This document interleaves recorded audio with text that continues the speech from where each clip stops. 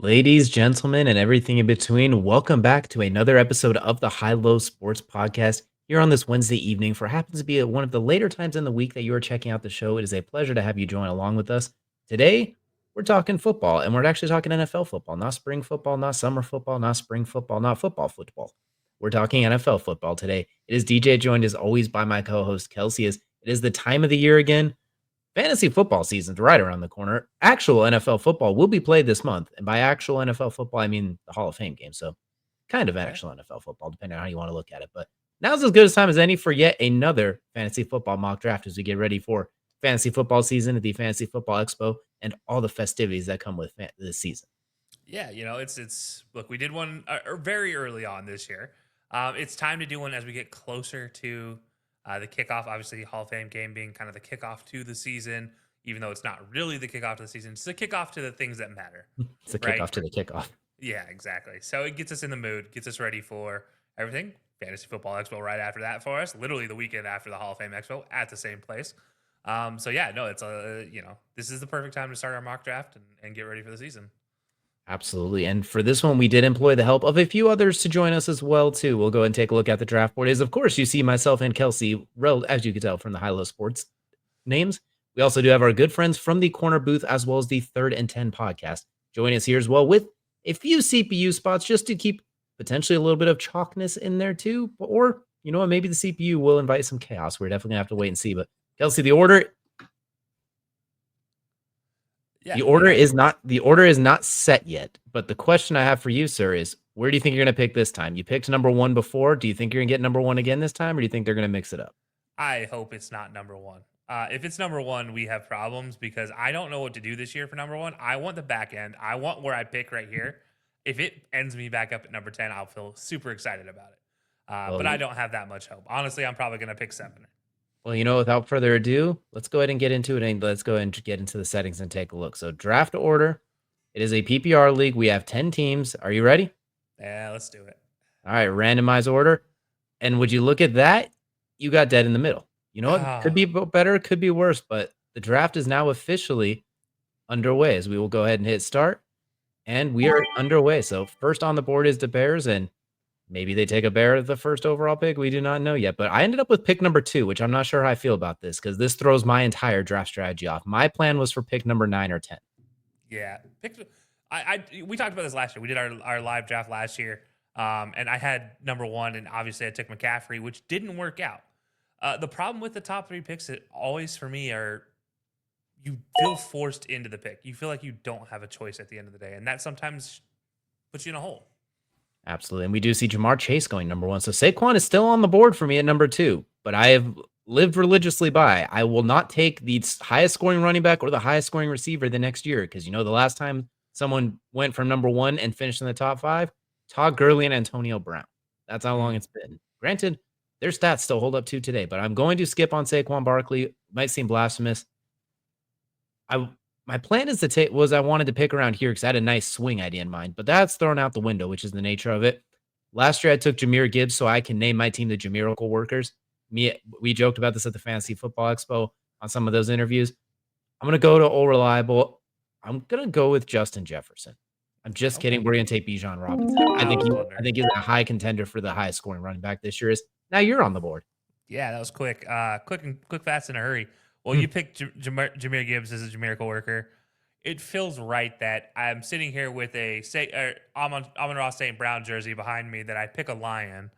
It feels so right. I almost don't want to do it. I might just pick Amon-Ra instead.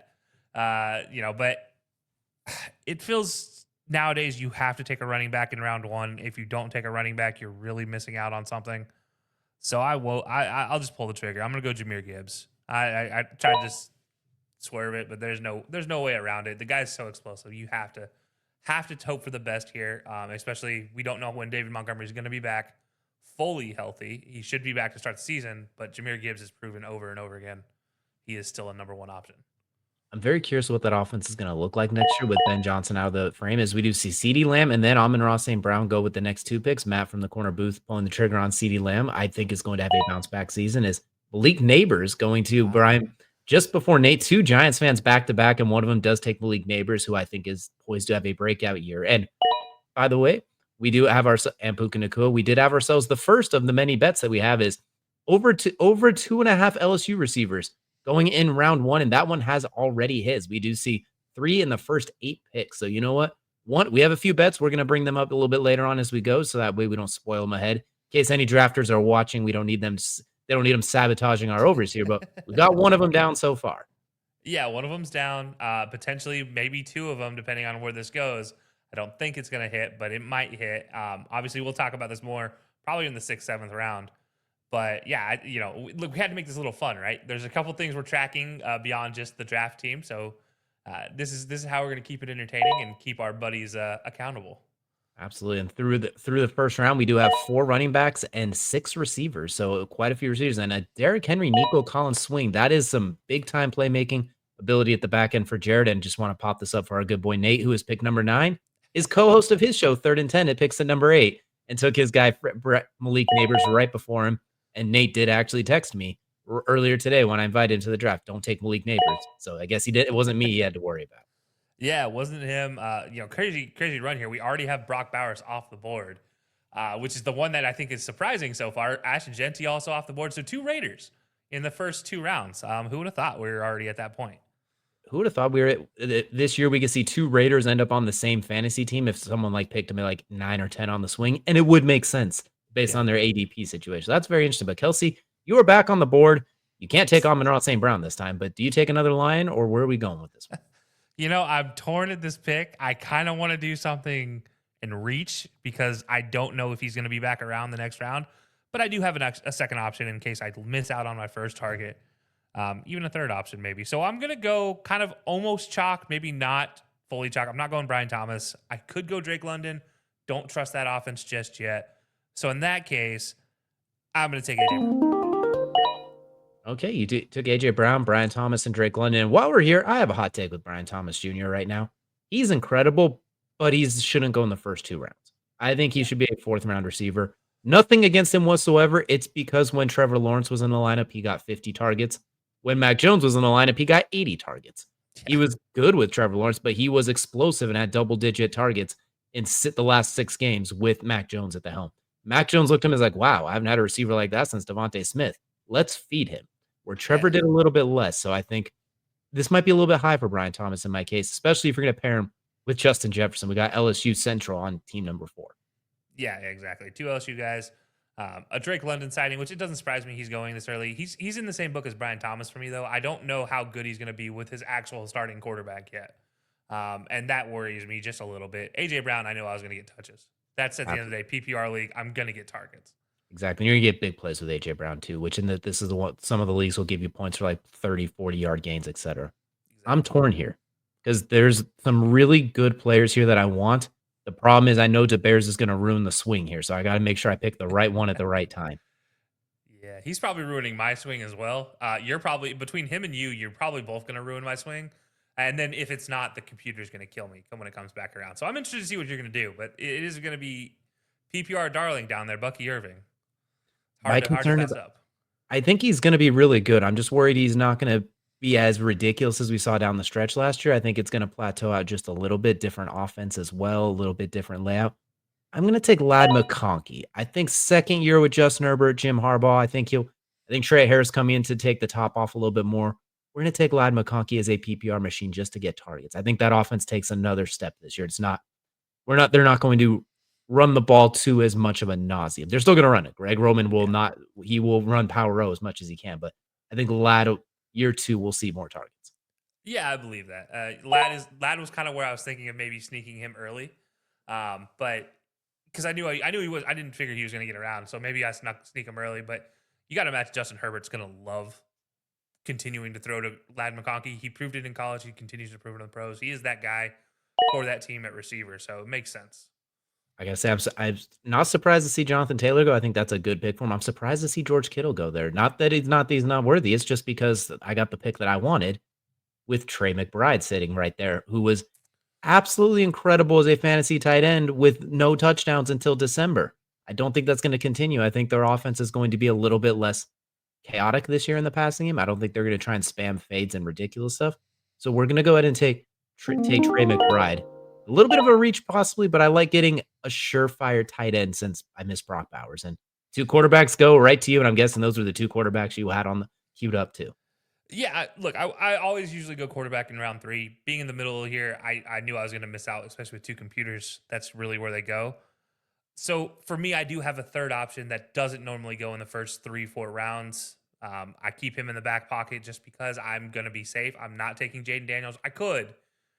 I don't trust second year quarterbacks. And I said this with CJ Stroud, and I continue to say it with every quarterback going in the second year. I don't trust them when it comes to fantasy because the teams have figured them out. This is their first chance to really adapt to teams having them fully figured out.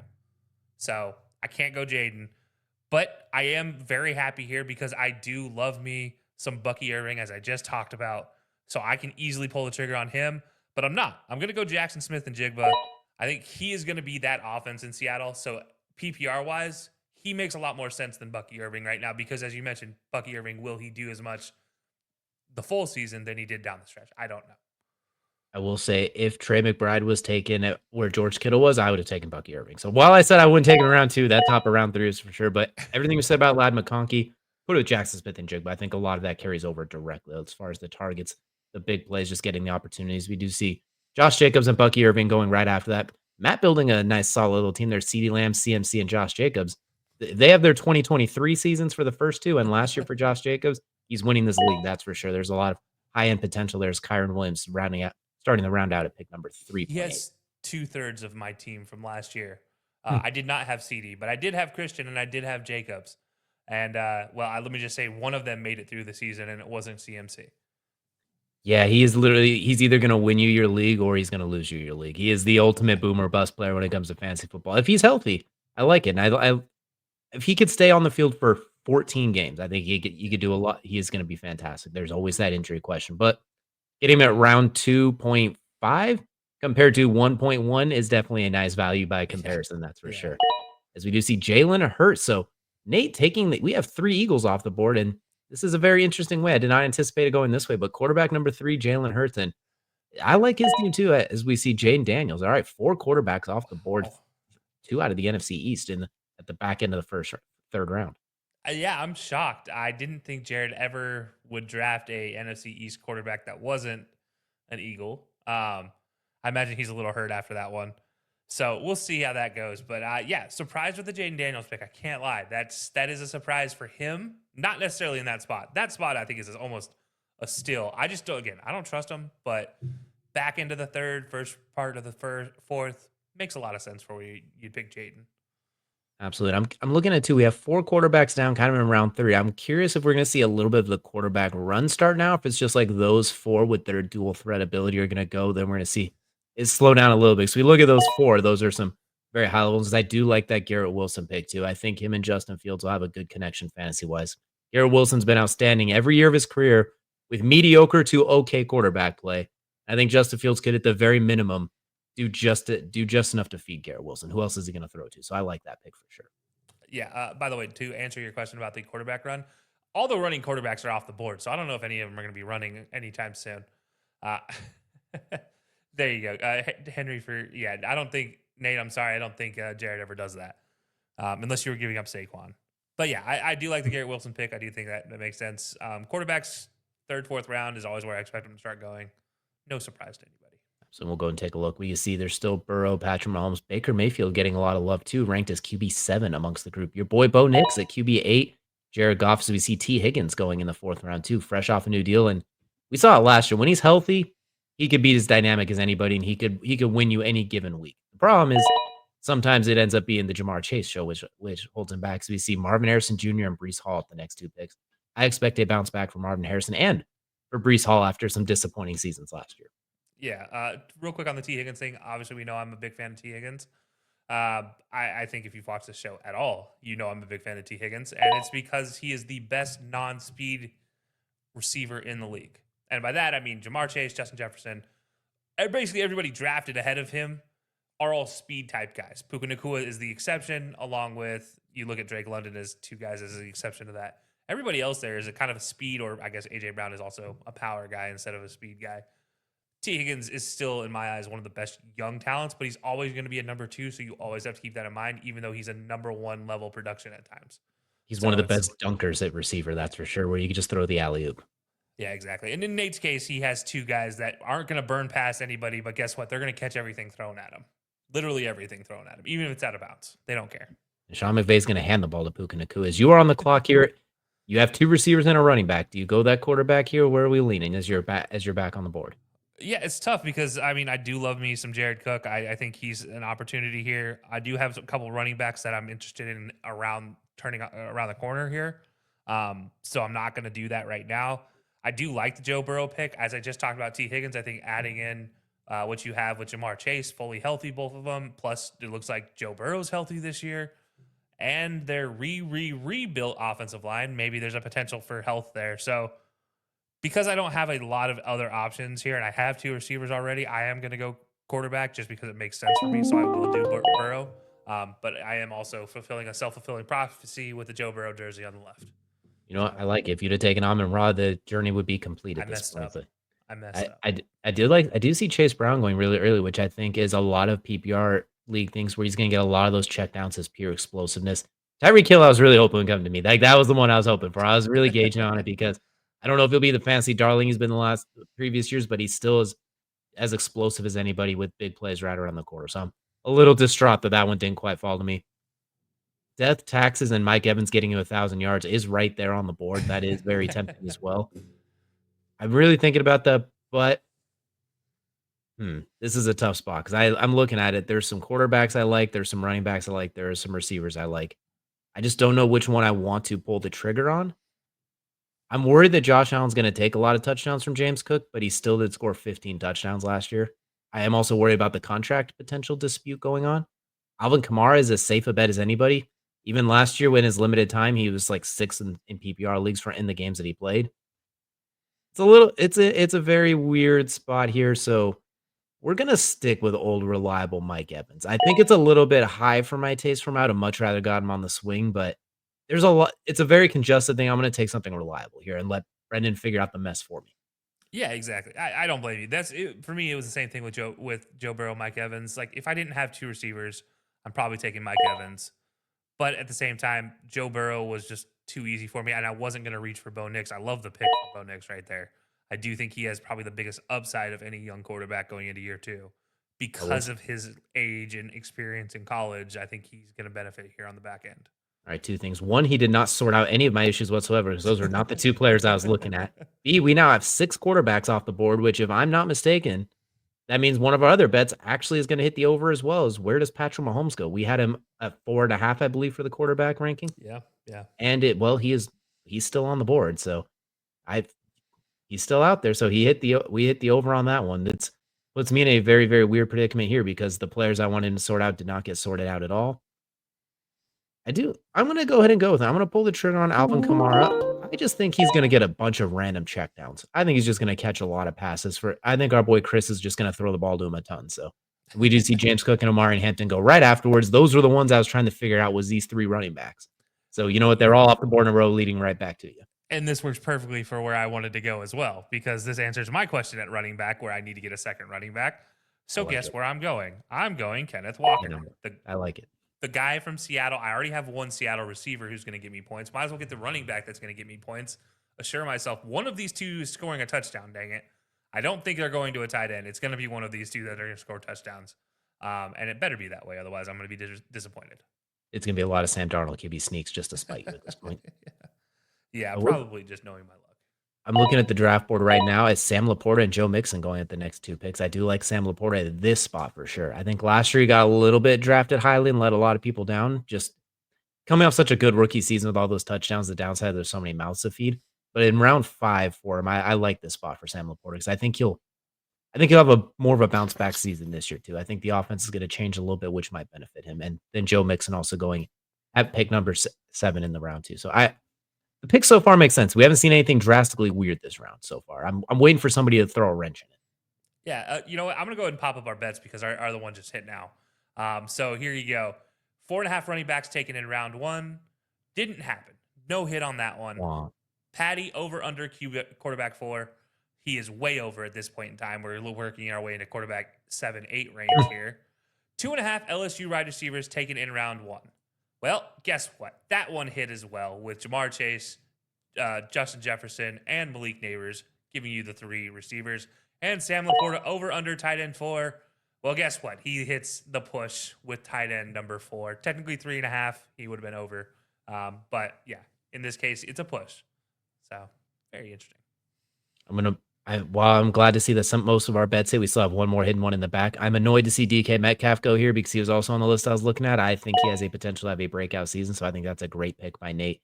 They're at the back end of round 5. I don't know how good the Steelers will be, but I do know Aaron Rodgers does one thing very well, and that he's throw the backside fade to DK Metcalf if he's one-on-one. He did that to Devontae. He did it with Garrett Wilson. He throws that ball really well, is just throwing either the back shoulder fade or up the sideline if it's one-on-one. And DK's as freaky as anyone at that, as we see Chuba Hubbard and Devontae round the back half. Yeah, I like that turn from getting Hubbard and Devontae. Mhm. Devontae is always going to be my go-to number 2. If it's not T. Higgins, it's Devontae. Those are just death taxes and me picking one of those 2. Unfortunately, I got neither of them this year. But that's because I got 2 1s instead of getting a 2 that I think it can be a 1 at times. But I think Hubbard's a great pick for Carolina because you think that offense is going to have a bounce back, or most people think that offense is going to have a bounce back. So you got to assume somebody's getting those points. It's coming from the running back position. Absolutely. I like the James Conner pick there as well. I do think Nate had a pretty good turn as well. I think James Conner, they had a very creative run game in Arizona. It was one of the things they did really, really well last year, and I think he benefited a lot from that. And I don't think he's going to randomly just fall off the face of the earth the way he runs and just kind of his style. I think he's still going to be very productive as well as we do see Hawkinson and Jamison Williams. So Team 7 pairing up some Lions receivers and then Rashee Rice before we head right back to you. So Team 7 might be taking your Lions thunder. Yeah, it looks like it. But you know what? I'm going to handcuff myself here. Hmm. Because I've been wanting to try to do this every draft, and I never get the opportunity. Given the injury to David Montgomery last year, I finally get the opportunity this year. I'm taking David Montgomery here and just making sure I put him in a flex. So between him and Jahmyr Gibbs, one of them are getting me points. Darn it. That's going to happen. Just play them both, and it's one of those weeks where they both score a touchdown, you're cooking. Yeah. Hey, I mean, there's a game last year they both had 100 and a touchdown. Like, that's happened in multiple games. I have a great chance of scoring points with both of them and doing one from the flex spot with David Montgomery. If their offense is anything like it was last year, it will work out just fine. That is for sure. But now it is back to me, and all the players I wanted in this round are completely gone, so I got to pivot 100%. George Pickens is kind of tempting because I do think he's going to be really good in Dallas, but he burned me a lot last year and destroyed me, so I can't do that. So we're going to go with RJ Harvey. We're going to take a rookie running back out of Denver. I think Sean Payton's going to feed him the ball. I think he's going to be Alvin Kamara for the Broncos, if you will. So I think that feels like a good value pick there, as we do see the DeAndre Swift rounding out the round. So a couple of Bears there, and there is the George Pickens aforementioned. So good thing I wasn't looking forward to him on the swing or anything. But It's finally time, Kelsey. We've waited long enough. We've already hit the over. I'm going to take Patrick Mahomes.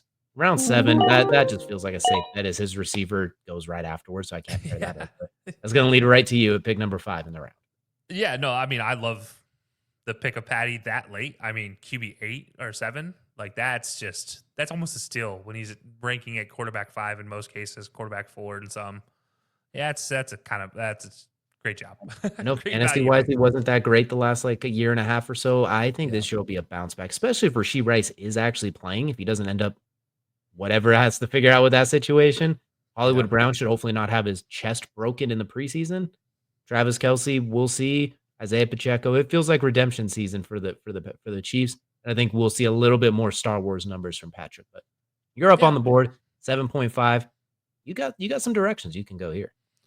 Yeah, I do have 3 running backs, so I'm not going to take a running back, even though, man, one of the rookies that I would be willing to draft is sitting right here. I'm not going to say the name just in case he makes it around on the swing, so we'll hold off on that one. But you know what I'm going to do is I'm going to bring Ohio State wide receivers together again. I'm bringing Chris Olave into camp, and I'm going to let him be my flex receiver for right now, giving me a really interesting trio of A.J. Brown, Jackson Smith-Njigba, and Chris Olave.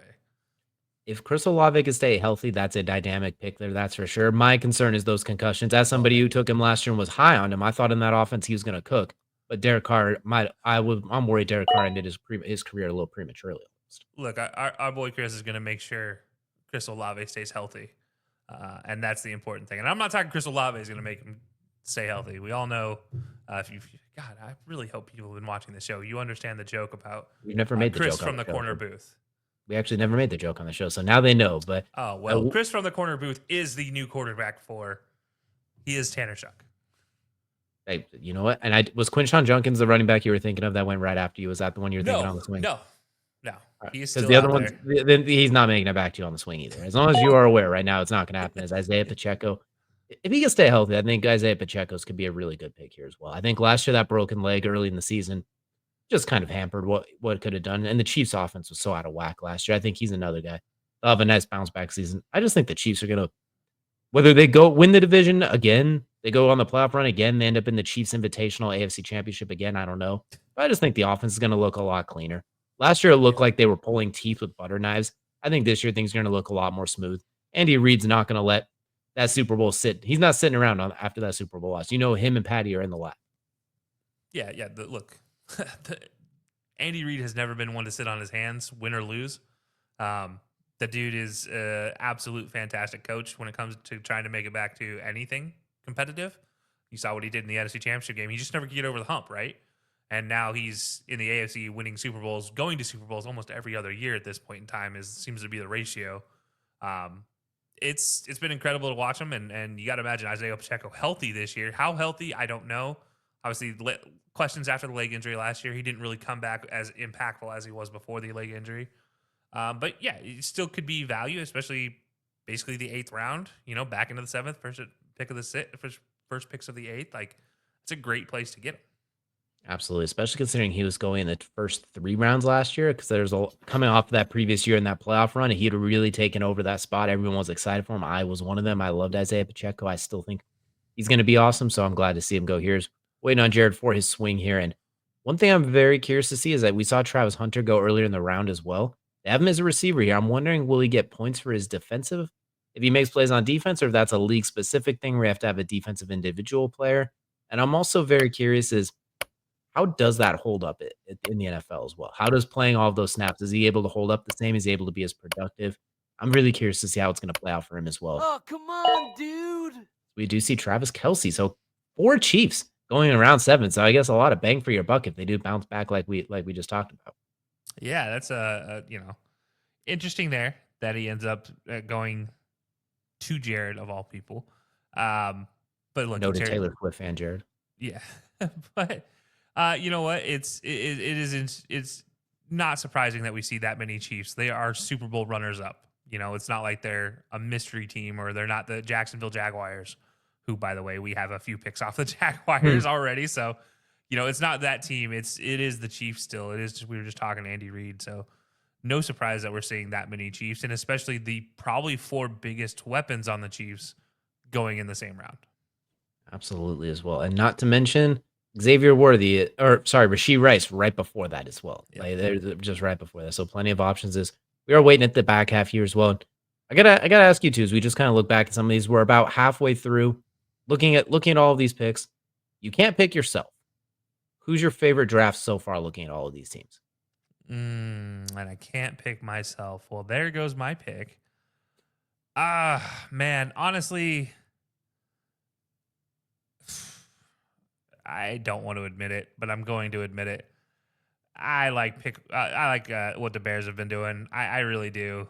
It's a great draft. Personally, though, I do love Nate's draft picks: Jalen Hurts, Ashton Genty, T. Higgins, DK Metcalf. Oh, Puka Nakua by all means. James Conner's always going to be great for 6, 7, 8 games. If you get half of Pacheco, it's a fantastic pick. And now Mark Andrews, who, by the way, led the Ravens in touchdowns last year. Again.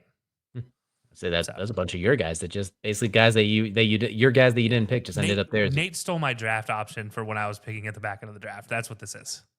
And then we do see, I'm guessing that was the running back you were looking at taking. Yep. Just Travion Henderson. Look, he's going to lead. It's hard to not expect him to be the guy that's going to lead that Patriots run game. We all know what Drake May is going to do offensively from a quarterback standpoint, but he's going to need a running back, and Travion Henderson is the perfect running back for him. And I love the dual threat ability he brings. So explosive, just the checkdowns. We saw it at Ohio State. I'll just get him in space and no one could touch him. I think that gives them something that that Patriots offense clearly did not have last year. Like people got in space and then they were hawked down as we do see Aaron Jones going to Matt as well. Aaron Jones, he went from a fantasy mainstay in Green Bay to we thought he was washed, and then last year all of a sudden he was really, really good. So I think it's Yeah. a very safe pick here. Any given moment, Aaron Jones could be awesome. Is you, sir, are back on the clock. Man, this is tough. I could reach for a player right now and be happy, even though it's a very big reach for me to get them. But Go, I'm go, not. gadget arms. I'm going to hope he can get to me on the turn. Going to hope. It's a big turn, but I'm going to hope he can get there. With that in mind, I am going to go a backup quarterback here. I'm going to get a backup quarterback early so that way I don't have to be concerned potentially of anything like funny happening because I didn't have one. And I'm going to take what is QB7 on everybody's board. Probably should be higher. The Bake Show is coming to town, and I'm going to go with a Baker backfield as far as quarterbacks go. So see how that's going to work out for me. Hey, not too shabby. You know what? I hope Baker does well because that probably means Mike Evans is doing well. So that works for me as well. There's Yeah. three. Sorry, go ahead. Oh no, I had nothing else to add to that. I was just like, yeah, that'd be good. There are three players I really want right now, but I only have one pick that before my next one to even try and get it.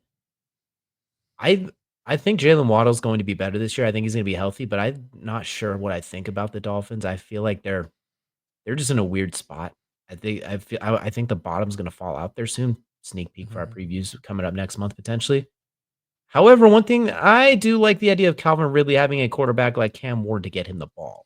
So I'm going to take Calvin Ridley here. I think you can, for lack of better terms, bet on him having a much improved season. Oh, the puns never stop here. Hmm. No, I do agree. I think Calvin Ridley obviously is one of those guys you do have concerns about, but he's still a talented player. And you have to imagine Cam Ward. We know how Cam Ward loves to throw the ball around the field. He did it at Incarnate Word. He did it at Washington State. He did it at University of Miami. Yes, it's the NFL. That does not matter. This man will continue to sling the rock like it's hot, and he just doesn't want it in his hands anymore. He's giving it to his receivers. Calvin Ridley has the best opportunity to do something with the ball in his hands, and so it makes a lot of sense to try to go with him early or Absolutely. mid round. We do see Shakir and Evan Ingram on this swing too. So I'm back on the board. I got 3 running backs and 3 receivers. So I entirely too balanced to even let that make my decisions for me. Not where I want to be right now. I should have overloaded a little bit earlier. Looking around, there's some good. I said that about Jalen Waddle. He's the most valuable. He's the best value pick right here, but I'm gonna stick to it. I'm just worried that there are some of those weeks where he just gets like 1 point where they just Yeah. can't get him the ball. And if two is out of the lineup, we've seen that offense does not work. And they didn't really. We're gonna go Tyrone Tracy. We're gonna take the running back from the Giants. I think he's gonna get involved in the passing game a lot. So Talk I like talk Tyrone yourself out Tracy. of that one, didn't you? I don't regret it at all. You know what, and I think this leaves the guy you were looking at right on the board too. Well, there's a few actually that I'm still looking at, wondering if I can let sneak by again. Which I'm going to see. I'm going to ride the wave that is fantasy drafts, and let's see if I can get my guy in the next round. Oh, I know who it is Um, now. I think I can get him, but we'll see. We'll see how it goes. So I'm going to go in that case with a budding romance in the Windy City, Roma Dunze. It seems to be the guy that's going to get a ton of touches from Caleb. That's not going to be DJ Moore. Like it seems like it has to be Roma Dunze, and it seems like he's going to have a bounce back year this year. So we'll hope for the best here. But I this is going to be one that he's riding the pine until he proves he's better than one of the other guys I have on my bench. Absolutely. I'll be interested to see how he is in year 2, him and Caleb being able to kinda get some of those back shoulders, just those contested balls, those different situations lined up. I will say, with your luck, it's gonna be the Luther Burden show opposite DJ Moore. It is and Roma just needs to be left out to dry. As we do see Kyler Murray, Matt taking Kyler Murray as well. Very good value for him here as his QB1, followed by Robinson, Myers, and Cup. Cooper Cup as well. I am really curious to see how him and JSN work in Seattle together. I think if Cooper Cup's healthy, that's gonna be a very interesting offense with those 2. So you do see Caleb Johnson on the back as the final pick of round 9. Yeah, no, a lot of good picks there, a lot of good value picks. Jacoby Myers, one of the best receivers that nobody knows about or nobody uses for 0 fantasy drops football. last year over a certain amount of targets. The only guy to do that. I think it was like 100 targets or something. Insane stretch down the of just being able to catch the ball in all weird places. Brian Robinson, I still think is one of the best running backs that nobody drafts as well. He's similar to David Montgomery, except for he is the offensive running back that's not Jaden Daniels. He is the power back at all times when it comes to the Commanders. And on the goal line, he's the best option to score a touchdown for Washington. So it's shocking that he always makes it this far. He was a value pick in a lot of places, but I like the pick, and I'm in the same boat as you with Cooper Kupp. Two route technicians on the same team. How's that going to work? Sam Darnold loves throwing timing routes, though, and those two are probably the two best receivers he could have asked for in that situation. Absolutely. I do like Caleb Johnson rounding it out there. I think he's going to get a lot of carries in Pittsburgh. I don't think Jalen Warren's going to be toting the rock. I think it's going to be very balanced. And then Brandon Ayuk, if he's healthy, I think he'll be, especially around maybe after the first month as he gets his sea legs back under him. I expect him to take off. I do think the guy you were looking for might have just went. The guy I was looking for has not gone. Oh, I was thinking you were on I thought your boy Najee Harris was who you were looking for. No, still has not gone. I am close though. It is teetering on the brink here of me not being able to get this man. But we'll see. We'll see how this goes. I don't know yet. There's one position I am sorely missing, and I'm hoping to fill it. I can fill it no matter what. One of the two picks that I have available, I can take no matter what as I'm next up. But there's one I want more than the other, and I should preface that by saying I don't take rookies normally. Yep, I was saying, as soon as you said that, I was like, "Oh, I see where you're going with this now." Okay, that makes sense. So it's up to Matt if Matt wants to do you dirty here or not. Yeah. Spoiler in case Matt's watching. But no, I think this is one of the few drafts where there are three rookies where I am okay with taking. Obviously, Ashton Genty, love it. Potentially being one of the better options there. Travion Henderson would absolutely love this, and then depending on what Matt does here, which I don't think he's going to take him because he already has this position filled. I don't think he's thinking here, so maybe he doesn't. But the other one is in a position I'm missing. We'll see what he does. But if he's watching, he is just taking his sweet time because he's going to catch you sleeping. It's so dramatic right now. I'm actually this is what it feels like to ride the fantasy football wave. You just don't know what's going to happen in this stretch of the draft, and you always just hope for the best, and we'll see what happens. Absolutely. As we are still waiting, as we're winding down the clock, he's definitely keeping an eye on you. But we do have some of your favorites are still on the board too. So if the guy you're looking for happens to be gone, you have some of your favorites still hanging around. So at least it's not a bad round for you. We're just gonna see if it goes the way you want. All right, we got our first kicker off the board. Is your boy Brandon Aubrey does go? Matt takes him, but the guy you wanted is still right there for the taking. Yeah, the guy I wanted is still right there for the taking. It is the other rookie. It's Tyler Warren. It's not a doubt in my mind that this guy is going to be a stud at some point in time. I don't care who's trying to throw him the ball. You just have to put it into space. And at this point in time, hey, hopefully he plays quarterback so I can get some of those points as well, because maybe that they're going to give me the credit there. By the way, Brandon Aubrey was my next round's pick, so I am pretty mad at Matt for that part of it, because I've talked about it time and time again. Kickers are people too. They matter when it comes to fantasy football. Stop trying to get rid of kickers in leagues. Get rid of a defense if you're going to get rid of any position, not defensive players, but defense as a whole. Keep kickers because kickers make the difference. The difference between a Brandon Aubrey and a 17th overall kicker is a massive point differential. You're talking 3 to 6 points a week for a 17th kicker. And then on the other side, Brandon Aubrey's giving you a minimum of 12 a week, which is as good as most running or wide receivers. Like, you need that. You need those extra 12 points to win a league, and that's the big difference. So it is just one of those things. Like, I hate that he took him, but I have to make the statement every time I see a kicker off the board. Absolutely. And you know what? If Tyler Warren plays quarterback, that might actually be the benefit for the Colts because they need somebody to do it. And if that is the case, I feel much better about this pick. We're going to take Josh Downs because I need a receiver, and I think he is going to be their leading target getter, especially if Tyler Warren ends up playing quarterback. Yeah, no, that's a good pick. And then right after you Brock Purdy on the turn and Harrison Buckner. Okay, she's kicker, so he's expecting the lights show to return as well. And you know what? This works out for me because I need a little bit of depth of receiver, so I could take. I'm not going to call this a flyer. I could take someone who I normally wouldn't want to take earlier, but I think right here's a pretty good spot. We're going to take Deebo Samuel because what he can do on being basically a multidimensional weapon is very useful, and I think here's a very good spot. So we do see a couple of rookies going back to back leading up to you. So is it kicker time for Kelsey, even though his guy's off the board? I think I do need to, but I'm not going to because I don't think anybody else is taking a kicker right now, and I might be wrong. But I might be able to sneak my way back around and get my other kicker.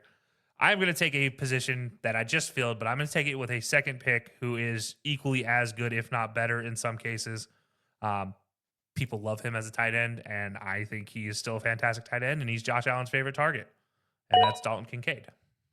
What a difference a year makes. Last year, he was going in the first, like, 3 or 4 rounds, and then last year, just not a quiet year, he just wasn't as explosive and didn't get the touchdown number, so now you're getting him in round 11. Now that's a pretty darn good value if he can get a little bit more of those touches, if he can get a little bit more integrated in the offense.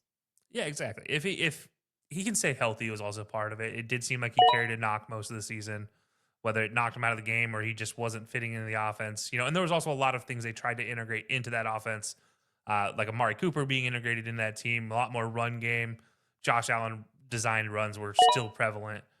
It seemed like Dalton Kincaid was kind of the odd man out trying to fit into an offense that tried to be more power at times than it needed to be. And then at the same time, it should have been more power in the red zone, and instead it decided to play finesse, whatever. But Dalton Kincaid is always an interesting pick because he's going to get a ton of yardage. If he can get a couple touchdowns, it makes a value pick. And he's also my backup tight end right now, but he's a safe backup because I know he's going to get points for yardage. Absolutely, and Khalil Shakir's emergence last year, I think, will open things up a little bit more for him this year as we do see Stephon Diggs and Jawan Jennings. I think 2 players that could be sneaky good receiver threes, especially Jawan Jennings, to see what the 49ers do with that receiving core. I'm curious, does Ricky Pearsall kind of pop a little bit more? How does Brandon Ayuk get back? How do they just see how the offense bounces back? 'Cause it's going to be looking a little bit different this year for sure. So I'm looking forward to seeing Jawan Jennings in a more prominent role. And then Stephon Diggs, when he's kinda like a boat sometimes. There's a lot of highs and there's a lot of lows. There's a lot of pink bags, so I'm really curious if how they're gonna integrate him in the offense as well. Justin Herbert, I am surprised to see going at this point as well, just because fantasy-wise, he hasn't been quite as ridiculous the last couple of years. He's still very good, but fantasy-wise, he hasn't really exploded, so I am surprised to see him go with this one, but at the same time, if I'm not mistaken, that's his backup That's a quarterback? starter. That's a starter. Okay, you know what? He I got like it. he got a top 10 quality quarterback in the 11th round. I will So say, fantasy-wise, Justin Herbert hasn't been as explosive. I'm hoping he plays like a top 10 one because you know what that means? It means that someone over here is gonna have a pretty good season too, in theory. So I hope that this pays off for him because it pays off for both of us. And your boy Javonte Williams going in round number 11 too. Hard to believe. Not even 900 days ago, he was going he's going like the first, second round at 1.2 after that rookie year with Denver. So hoping to see him stay healthy and bounce back this year as well.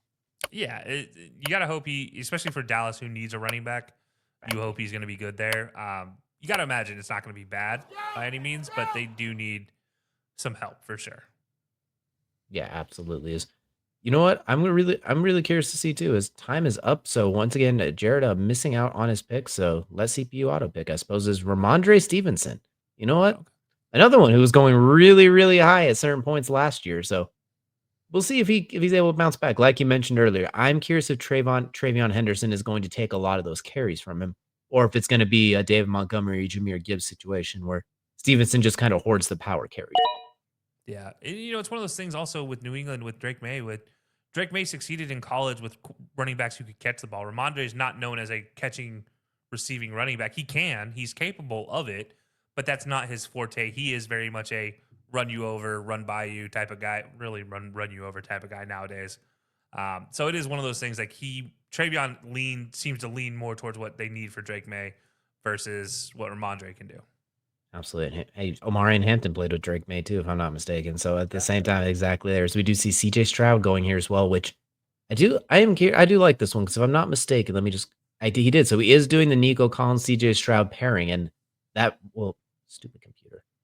So that'll be his backup quarterback. So depending on how Jaden Daniels goes and or if he's just mad at Jaden, that could be a very good stack you have as well. So we got Kyle Pitts in round 12. You just gotta keep trying. Eventually, it's gonna hit, right? You just gotta keep trying. So we Yeah. can see our first defense off the board in round 12 as well. Yeah, how the turntables have turned. Hmm.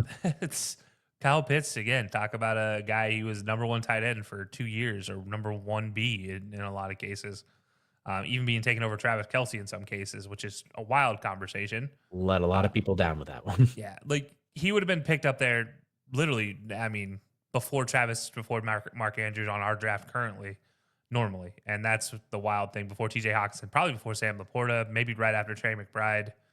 Yeah, But like we're here we talking are, just 12th round. No big deal. But But you are on the board now, so I'm curious as I see it. You talked about handcuffs earlier. There's another one staring you right in the face. If you want to take a flyer on that, or if you want to go another direction. yeah, I could take a flyer on it, but I'm not going to. I'm going to, in this case, take my kicker, get my guaranteed points, and say good luck, everybody else. And that is the kicker from the mighty North. It is Jake Bates. If anybody's seen this kid, he kicks it just as far as Brandon Aubrey and tries as many 40-plus field goals, meaning bonus points for Kelsey when it comes to those those kicks. And the way the Lions score points, you'll get a lot of PAT opportunities as well, which they're only 1 point, but they are points nonetheless. Is back to me now as well, and we're gonna take another rookie flyer who I think could be very sneaky good. We're gonna take Emeka Ibuka, who I think if he, depending on Chris Godwin's health, could fill a lot of that role. He does so many things well, so tactically sound. I think him and Baker could get a really nice rapport. I know I got 2 Tampa receivers now, so if Mike unfortunately is not Mr. 1000 this year, the Mecca's got to be getting those catches in theory then. So in theory, I have a backup plan. Yeah, hey, I'll trade you Dalton Kincaid for Emeka Ibuka in a heartbeat. Well, let's not get hasty now. I don't know about that. He's one of those guys. Ibuka, I've taken him before, and I do like it. Taking him as a handcuff. But yeah, it makes a lot of sense for you. It would have made a lot of sense for me to take him as well. I want to just point out that I am surprised to see the Commanders defense going here before as the second defense off of the board, considering they have their moments, but they aren't exactly known as a powerhouse defense. I know Dan Quinn is there and they brought in a lot of pieces in the offseason, but that's an interesting one for me. I'm curious to see the Commanders as the second defense off the board, followed by Darnell Mooney. That one surprises me a bit. Yeah, okay. This is the one where I catch flack for every year, yet somehow I beat the same people that give me flack for it. Cut defenses from every league. I don't care anymore. I'm tired of seeing team defense that doesn't give you the points for the things you're supposed to get points for team defense. It's supposed to be defense, special teams. You only get points for defense. Get them out of the league. I don't need them. Give me a defensive player. I don't care anymore about defenses. I'm going to stream defenses week to week anyways. I don't need to draft one and waste one of my potential draft picks on somebody who could potentially work out after week one. So I don't like any of the drafting of defenses, period. But I feel like if you're going to draft a defense, it would have not necessarily been Washington right now. Philadelphia, yes. Washington, that's surprising. I hear literally everything you just said, and I'm going to ignore every single word of it as I'm about to draft a defense right now. But the one thing I like to look at on defense, especially, is who do they play? It's not just like how good are they, but I want to know who they play, which is why the Ravens defense is awesome on paper, but you got to deal with Joe Burrow twice. You got the Bills on your schedule. You got the Chiefs. You got teams like that. I'm looking at a team that plays in a really mediocre division. I don't know why they're ranked so low down here, but I'm looking at the Houston Texans defense with that secondary and that pass rush. You get to play the mediocre Colts twice. You get to play the mediocre Jaguars twice. You get to play, we'll see what happens with Tennessee twice. We're going to take the Houston Texans defense here because I think they were dynamic last year and they only won games because of that defense, and I think that carries over. D'Amico's not going to let that unit fall apart. Yeah, so here is my biggest issue. This is why I have an issue with defense. Is because you're right. Houston should be a higher ranked defense. They would have gone undrafted had you not taken them here. I don't know. Somebody would have shafted me in the back end if I waited. Potentially gone undrafted. They would be a team that in week 3 I could probably pick up because somebody else picked up the Niners, just like happens every time. And this is what frustrates me with defenses across the board, and that's why I don't tend to draft one. There are cases where I just don't have anybody else I want to pick, so I was like, all right, fine, I'll pick a defense. That's me right now. But yeah, this is one where I do have other positions that I would like to see filled or have more options at. And specifically, I'm looking for opportunity more than anything else. And one opportunity, we've talked about the New Orleans Saints a couple times in here. One of those guys that surprised everybody last year was Shaheed. And I think he's still sitting up here as an option. And I'm going to pull the trigger here because I don't really have another option that I really want to go get, but I like the potential upside of getting Shaheed as a guy. Yeah, when he starts exploding, I can plug him in easily. But for now, he is going to be a back-end guy that's just going to hang out for a little bit. And you know what? If Tyler Shough does get Chris Olave decapitated, well, that means those passes are going to Shaheed. So you got that right on standby as well. So you're sitting there as we do see Jake Ferguson and Michael Pittman as the next picks as well. I'm curious what your thoughts are on the Jordan Mason with the Vikings because I like the fit there, and I think he's going to get some carries, and I think this is a good spot to get him. I feel like he's either going to boom and be like he did it early last year, or he's just going to kind of fade into the abyss. It's tough because he's behind a really good running back. An And injury that's prone one, though. An an old one, too. injury prone, older, 31, 32, which in running back ages is evidently 75 nowadays, at 78. least according to GMs, it might even Hmm. be in the 80s.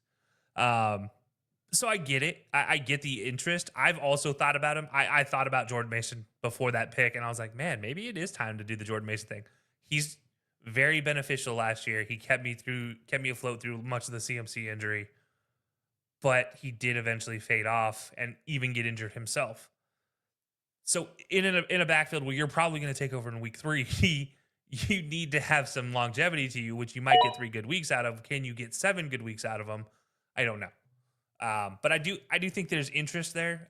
Minnesota is that weird team in the North where you don't know how they're going to do, and you also talk about opponents for defense. Well, I have questions about the same opponents when it comes to running the ball, and I think Minnesota has a tough sled against some of these teams when it comes to running, except for Detroit. They can probably run against Detroit, given last year's everybody was running against Detroit.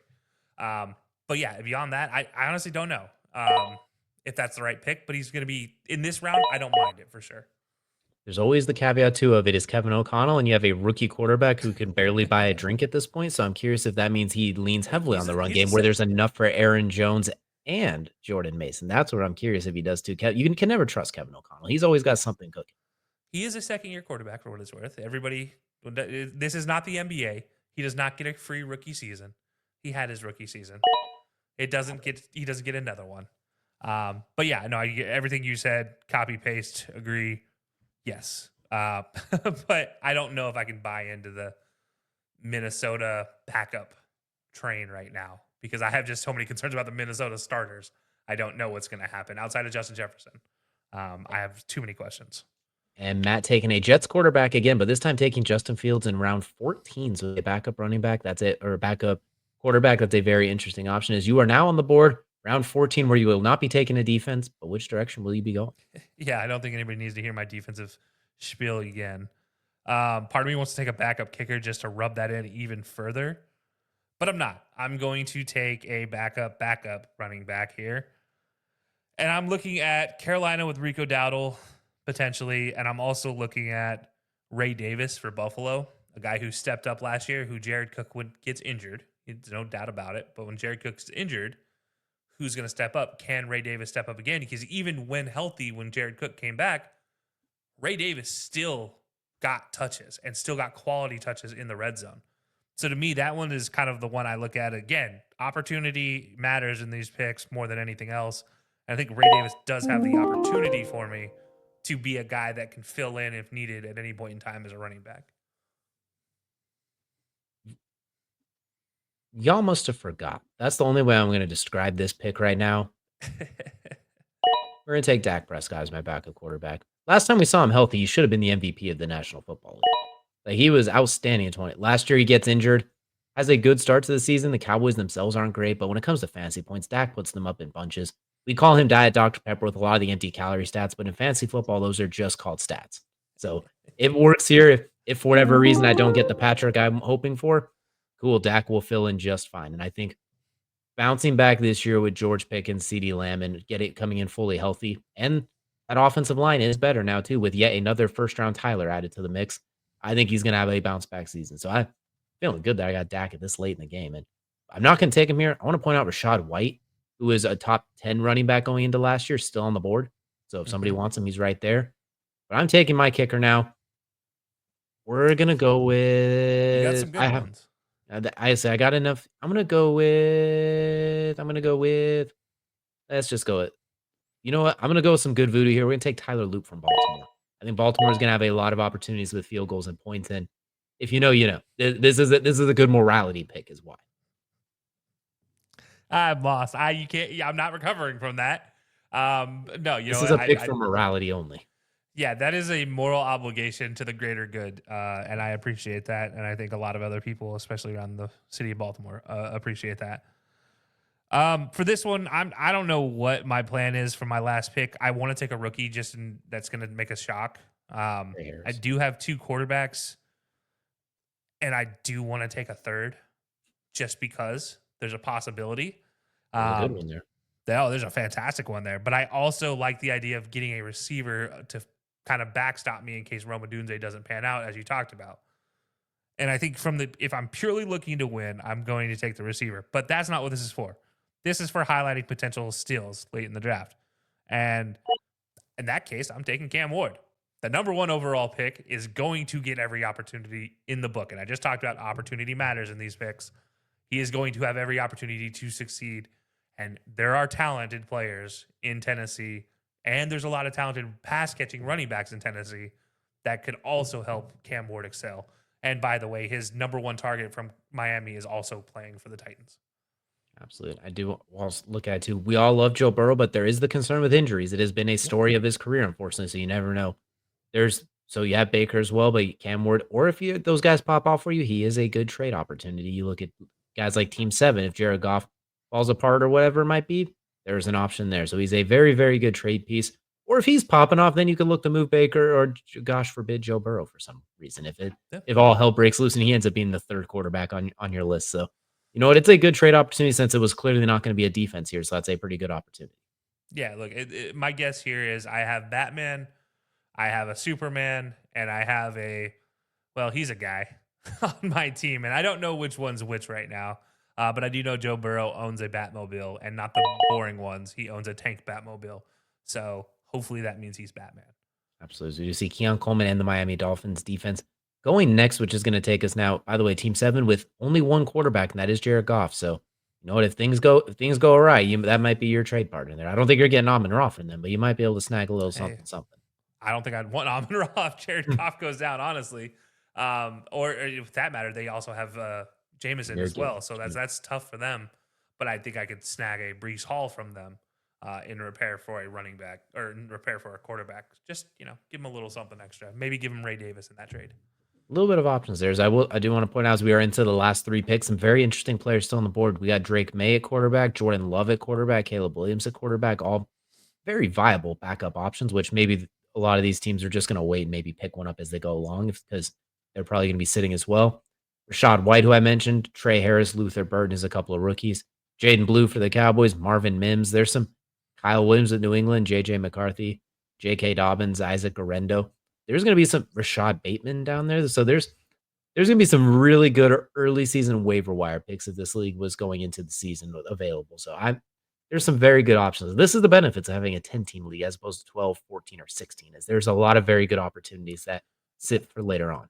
And also having a very set style of one quarterback, two running back, two receiver, two flex, one tight end type of team, kicker and defense. Like having that set style, it forces you to spread out your picks, and that matters for these type of drafts as well. As far as making sure, things don't get out of hand. You have opportunity to pick people up for injuries. Like last year with I'm going to go back to the CMC pick. That was a 12-team league. It sucks. You don't have a lot of options when it's 12-team and there's multiple, like it was 3 running back, 2 receiver type of things. Like those, you don't have a lot of opportunity to have anybody else. And that's always tough.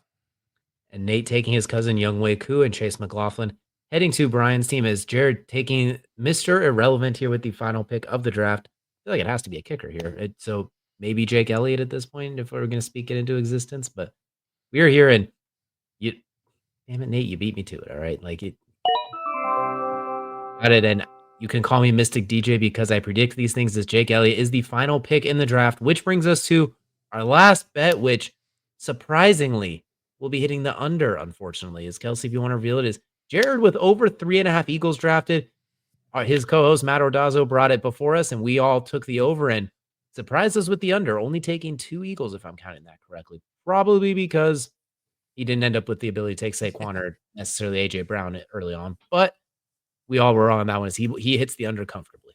Yeah, I think the big one is the Jalen Hurts miss. If he is one pick sooner or Nate's not there, if he's able to get Jalen Hurts, I think he manages to find a way to get the 4th Eagle. Wouldn't be surprised if this were actually a league if he goes in here and drops somebody or maybe tries to trade with Brian to get Brian Goddard or to get Dallas Goddard on his team as a tight end, just to have a backup. But I know he loves Jonnu, Travis Kelsey. Those are 2 of his, backup favorite tight ends. So It doesn't surprise me. Yeah, I was shocked. I thought this was going to be a comfortable 4+ Eagles. If he'd been early in the draft, though, I think it definitely happens. Back end, it's a hard thing when you have the turn. And then seeing the Eagles defense go there as well. But all right, we got 10 teams to go through. It's going to be rapidly quick. We're giving each team a grade and maybe a sentence to describe it. We're going to go from front to back. Kelsey to Bears, pick number 1 overall. Give them a grade A to F. I'm gonna give him a B+. I think it was a solid draft. I don't think anything really stood out other than the Washington Commanders defense. Shocking, but I don't hate any of the picks. I just don't know if they were home run picks every single time. I love Jamar Chase. I think Jonathan Taylor's a great pick. George Kittle, that over Trey McBride, surprising, not bad. Bo Nix, I think, is a value pick. I don't think 4th round is a great pick for him. I thought 5th, 6th round was a better place. DJ Moore, I think, is fantastic. Swift makes sense. Pickens, yes. Go on down the list. All right, should have been clear. It's one sentence with only a few amount of commas here. So we get there. It was like 7 commas. That's all. I'm going to give it a B-. I like those first 2 picks. I don't even mind George Kittle. It was the rounds 4 through 7 that I was a little shaky. I like Bo Nix, but I also have my concerns with some of the guys that were on the board. But still a good draft nonetheless. You got some explosion at the top. All right, DJ's team, pick number 2, Kelsey, F or D-. Neither. I think you're right in the middle. To me, you're a B. And it's not because you picked anything bad. It's just I don't know where Bijan's offensive productivity goes. It should go up. Lad McConkey year 2, I'm not sure about. I think the Patty was a value pick and Calvin Ridley a value pick. So that saves it from anything else. I just don't know if you have the home run hitter right now sitting there in the top 6 picks, basically. Absolutely. I will say last year, without the Arthur Smith conundrum, Bijan Robinson did finish averaging 22.5 PPR points per game in his final 8 outings, which led the NFL. So I think there is a lot of upside there. So Bed Bath and Bijan is back. But team number 3, getting Saquon Barkley at pick number 3. What grade do we give him? I think this is an A-. I think that top 5, 6 picks are solid, like beyond solid. I think you get Saquon, Drake London, Josh Allen. That's a fantastic trio. Oh, Tyreek Hill right behind it. Zay Flowers, Jared Cook. That's a pretty good 6 running the game. So, yeah, I think this is an A- for me. I'm not going to give it anything higher, but I think an A- is a solid pick. I forgot to mention, I'll give myself a B+ too. I didn't grade my own team because I felt weird. I'll give myself a B+. I think there was some spots in the middle I could have helped myself out with, especially around the Kamara Harvey spot. I think I got a little bit in the Mike Evans spot. This team, I'm going to give him a B flat. I do like those first 3 picks. I like actually the first 4. I don't love pairing James Cook and Josh Allen necessarily. Zay Flowers and Xavier Worthy's nice. I'm going to give it a B. I'm just going to give it a flat B. I think it's a good team, but it could work. Team number 4 now, Kelsey. How are we feeling? Ah, man, this one tears me up because this is an A+ potential, but it feels like a B draft. There's a lot of potential. I love Lamar. Brian Thomas is a question mark. Justin Jefferson, we know what we're getting. Chase Brown, Amari, and Hampton, questions. Cortland Sutton is a fantastic pick. Anything beyond that, I have questions until you get to Njoku. Loveland duo is very intriguing to me. So yeah, it's like a B draft, but I think the potential for this team is much higher. There's that 4 receivers in a row thing that also just kind of goofy. Right after you went with Yeah. 2 receivers to start, quarterback, 2 running backs, then 4 straight receivers, that you're really thin at running back towards the top. I mean, I like Chase Brown. I like Omarion Hampton as well. I'm going to give him a B-. I'm going to give him a C+. I'm going to give him a C+ because I mentioned too with Brian Thomas, I think round 2 is a little high for him. He's going to have his games, but I don't know if it's the full season when you look at it as a whole. I'm worried that Trevor Lawrence won't feed him enough. And having him and Travis Hunter, I don't know how that's going to work. So I'm going to give it, I feel like the floor can crash out from beneath it. Like that thing could collapse really quickly like it's an Indiana Jones movie. Plus you got Jerry Jeudy, who knows how that quarterback situation goes. I'm going to give it a C+. Kelsey, you are on the board for yourself now. C. I'm just going to say a C because I feel like don't draft a defense you can't get higher than a B. But I also don't think it was a home run draft either. But it's hard right in the middle to try to make that work. I think it was a C. I'm going to give you a B-. I love those first 3 picks. A.J. Brown gives you those big plays. Jackson Smith is going to give you lots of PPR. Jahmyr Gibbs could arguably be running back 1. Joe Burrow, if he's healthy, we saw what he did last year. K9 and Montgomery give you touchdowns. Chris Olave worries me. The back-to-back tight ends, I giggle at considering Team 4 did the exact same thing. You guys just kind of copied and swindled with each other there. And like you mentioned, no defense. I can't go higher than a B. So I'm going to give you a B- at this point. Doesn't mean you won't win the whole thing because if you siphon those defenses, well, you're all good. And I like Cam Ward as your final pick. Matt Ordazzo now, right after you, whose draft you probably ruined a few spots, and he probably ruined yours as well. Yeah, we went back and forth on a couple of these. He's the reason Sam Laporta hit it at that tight end spot, though. Hmm. I think for him it's a B plus because he took the best available in a lot of situations, and that's never a bad situation in fantasy football because you don't know. CMC could have a great year. Josh Jacobs could have a great year. Terry McLaurin should have a great year, as long as Jaden has a good year. Those things matter. Sam Laporta should have a bounce back, but again, it on paper this seems like a B plus, maybe A minus draft. But this has, to me, like how you mentioned Team 4, has the opportunity the basement just falls out on, just based on not overhype, but over potential not being paid off. I'm going to say the same thing, but inverted. I'm going to give it a B minus with an opportunity to quickly become an A if CMC returns to form. If CD and Dak, I think Dak's going to be healthy and the Cowboys are going to be nice. So I think CD is going to be a good pick there. Sam Laporta can return to form a little bit if Rashee Rice can stay off the road and stay on the field. The Aaron Jones, if he stay healthy, there's a lot of boom there that I do like. And Justin Fields, as his only quarterback, I just realized, no, he has Kyler Murray. Never mind. So yeah, I'm going to go with a B minus, but the opportunity to be an A really quickly. I'll say this though, I think he has the potential for those last two picks, Justin Fields, Keon Coleman, to be starters by the end of the season. Very, very easily. And Jawan Jennings is an opportunity as well. It's a very, very colorful draft. There's not a whole lot of stacking. There's a couple of greens here, a couple of greens there, that otherwise it's colorful. Team number 7, we'll go a little bit quicker. How are we feeling about this one? If healthy, an A. I think if healthy, it's an A. If not healthy, a B plus. I'm going to give it an A minus. The one thing I don't like is no backup quarterback. I love Jared Goff and think him and ARSB is a good stack. Love Brock Bowers. I wish they would have taken a backup quarterback somewhere around the Pearsall Pittman spot, but I'll give him an A minus. All right, we got Brian's team taking Malik Neighbors and hitting that LSU bet for us. Yeah, big hit there. You know what? I think his value of Justin Herbert gives me a B plus situation. I don't hate the draft by any means. He took some of the players that I think I was trying to sneak them way around. But yeah, for me, a B plus seems very comfortable with this. Potentially higher if it pans out. I'm gonna be a hater. I'm gonna give him a B minus. There's a lot of it that I do like. Another situation if I wish you would have grabbed a backup quarterback. I know you can just siphon one because we mentioned there's some good ones in free agency. Not sure how I feel about the Titans defense, and I don't know how I feel about Devonta Adams there. I think he's going to be a fine. I just almost wish he could have waited around, but we're also nitpicking. Love Travion Henderson and Jacoby Myers and Najee Harris. I think right here is where he made a lot of really good moves for sure. All right, we got his co-host from the 3rd and 10 podcast, Nate. Very upset that he didn't get Malik Neighbors, but got his cousin Young Wei Koo. How are we feeling about his team? I think this is an A. I'm not even going to sugarcoat it. I think solid across the board. Young rookies with opportunity. He has a very obvious type with his receivers as well. They're not going to burn by you except for DK, but everything else, they're big, strong bodies, and Cooper Kupp and Jack Beck.